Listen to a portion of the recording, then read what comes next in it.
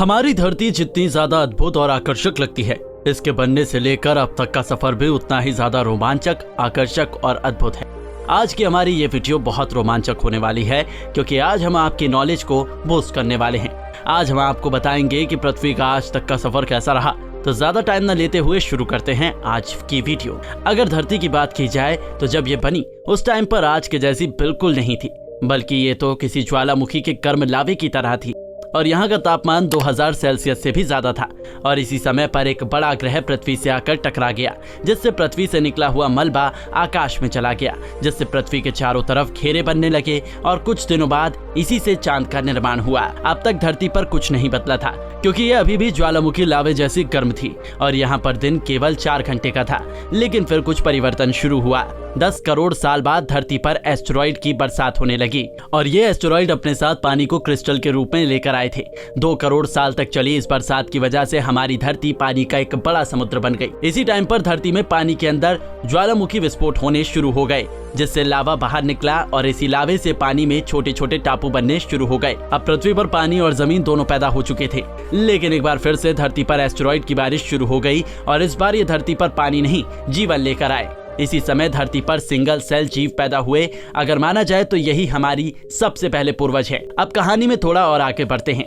अब आते हैं 3.5 बिलियन साल पहले। अब कॉम्प्लेक्स लाइफ की शुरुआत हुई, क्योंकि इस टाइम पर धरती पर ऑक्सीजन नहीं था, लेकिन समुद्र के नीचे पत्थर की तरह दिखने वाले कुछ बैक्टीरिया सूरज की रोशनी को कंज्यूम करके ऑक्सीजन बनाने लगे और इन्होंने पूरी धरती को 2 अरब साल में ऑक्सीजन से भर दिया। इसी बीच चांद भी धरती से बहुत दूर जा चुका था। अगर चांद की बात की जाए तो 3.8 अरब साल पहले चांद धरती के बहुत पास था, लेकिन धीरे धीरे ये दूर जाने लगा। अब धरती पर दिन 16 घंटे का हो चुका था, लेकिन धरती अभी भी किसी रेगिस्तान की तरह बंजर थी। 1 अरब साल पहले द्वीप मौजूद थे, लेकिन 7 महानगर का धरती पर कोई नामो निशान नहीं था। ऐसे ही चलते जाता है, पर 40 करोड़ साल पहले तक भी धरती पर टेम्परेचर 50 डिग्री से ज्यादा था और जीवन का नामो निशान भी नहीं था। पृथ्वी का ये सफर चलता रहता है और 75 करोड़ साल पहले वातावरण में CO2 बढ़ने लगी और इसी ने फिर एसिड के रूप में धरती पर बरसना शुरू कर दिया, जिससे वातावरण में CO2 की कमी हो गई और इस कमी के कारण धरती का टेम्परेचर कम हो गया और जो धरती लावे की तरह गर्म थी वो पूरी तरह से बर्फ में ढक गई। ऐसे ही करोड़ों साल तक चलता रहा और फिर धरती पर जगह जगह ज्वालामुखी फटने शुरू हो गए। इन ज्वालामुखी ने वातावरण में CO2 को रिलीज कर दिया और एक बार फिर से धरती पर तापमान बढ़ गया। अब समुद्र के बैक्टीरिया ने भी सरवाइव करना शुरू कर दिया, लेकिन जमीन पर अभी तक जीवन नहीं था। जो भी जीवन था वो समुद्र तट पर या समुद्र के अंदर था। लेकिन फिर 86 करोड़ साल पहले जब ओजोन लेयर बननी शुरू हुई, तभी जमीन पर छोटे पेड़ पौधे भी उगने शुरू हो गए और इसके लाखों साल बाद ही समुद्री जीवों का धरती पर आगमन हुआ। लेकिन अब एक बार फिर से धरती पर एसिड बारिश शुरू हो गई और इन जीवों की जीवन लीला समाप्त होने लगी। इस बारिश ने जमीनी और समुद्री दोनों जीवों की जीवन लीला समाप्त करनी शुरू कर दी और इस काम में मीथेन गैस ने सोने पर सुहागा वाला काम किया, क्योंकि इसी समय समुद्र से मीथेन गैस निकल रही थी, जिसने धरती के टेम्परेचर को और ज्यादा बढ़ा दिया।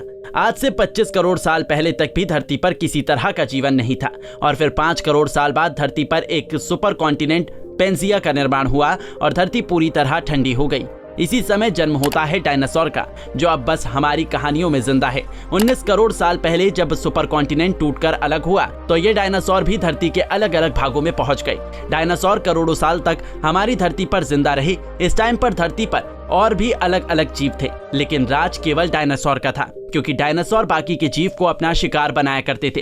इसी समय धरती पर मेमल भी पैदा हो गए थे, लेकिन डायनासोर के डर से वो बिलों में छुपे रहते थे। पर फिर कुछ ऐसा हुआ जिससे डायनासोर की जीवन लीला ही समाप्त हो गई। अचानक से एक बहुत बड़े आकार का एस्टेरॉइड धरती से टकरा गया, जिससे धरती पर बहुत सारी प्राकृतिक आपदाएं जैसे सुनामी, भूकंप, बाढ़, पत्थरों की बारिश आ गई, जिससे पृथ्वी पर डायनासोर का पूरी तरह खात्मा हो गया और बाकी के 90% जीवों का भी अंत हो गया।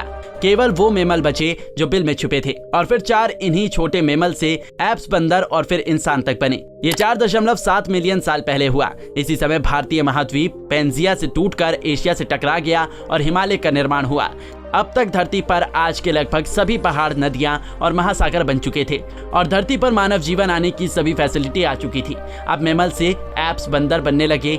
साथ ही सूखा भी पड़ रहा था, जिसकी वजह से ये एप्स खाने की तलाश में एक जगह से दूसरी जगह पर घूमने लगे। अब ये 2 पैर पर चलने लगे थे। इसके बाद गोरिल्ला जैसे जीव अस्तित्व में आए और फिर 7 मिलियन साल बाद चिंपैंजी आए, जिसे इंसान का सबसे नजदीकी पूर्वज भी माना जाता है। फिर अस्तित्व में आए आर्डिपिथेकस। इनका ब्रेन साइज एप्स के जितना बड़ा था और ये पहले थे जिन्होंने 2 पैरों पर चलना शुरू किया था। फिर 4 मिलियन साल पहले ऑस्ट्रालोपिथेकस अस्तित्व में आए। ये दिखने में थोड़े थोड़े इंसान की तरह थे, लेकिन इनमें अभी भी एप्स के फीचर थे। ये अपने हाथों का इस्तेमाल करके पत्थर के औजार बनाने लगे थे। फिर 1.9 मिलियन साल पहले होमो इरेक्टस अस्तित्व में आए। इनकी टांगें लंबी थी और हाथ छोटे थे। ये इंसान की तरह दिखते थे और पेड़ पर नहीं बल्कि जमीन पर रहते थे। इनका ब्रेन साइज बड़ा था और यही थे जो सबसे पहले अफ्रीका से बाहर निकले और जिनकी वजह से इंसान धरती पर अलग अलग महाद्वीपों तक पहुंचा।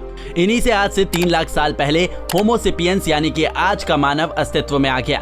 तो ये थी हमारी आज की वीडियो। वैसे आपको धरती का सफर कैसा लगा हमें कमेंट करके जरूर बताइएगा। साथ ही आपको अगर वीडियो पसंद आया हो तो इसको लाइक करके हमारे चैनल को सब्सक्राइब करना ना भूलें।